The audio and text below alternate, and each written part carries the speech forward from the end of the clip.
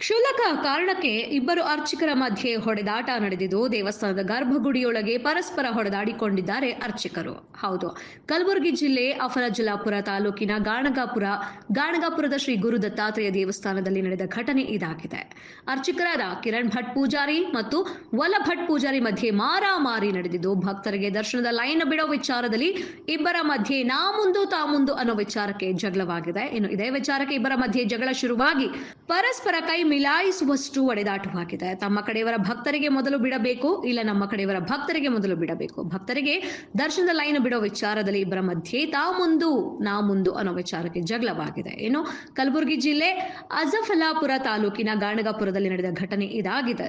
ಇಬ್ಬರು ಅರ್ಚಕರ ವಿರುದ್ಧ ಸ್ವಯಂಚಾಲಿತವಾಗಿ ದೂರು ದಾಖಲಿಸಿಕೊಂಡ ಪೊಲೀಸರು ಇನ್ನು ವಿಚಾರಣೆ ನಡೆಸ್ತಾ ಇದ್ದಾರೆ. ಇನ್ನು ಗಾಣಗಾಪುರ ಪೊಲೀಸ್ ಠಾಣೆಯಲ್ಲಿ ಪ್ರಕರಣ ದಾಖಲಾಗಿದೆ.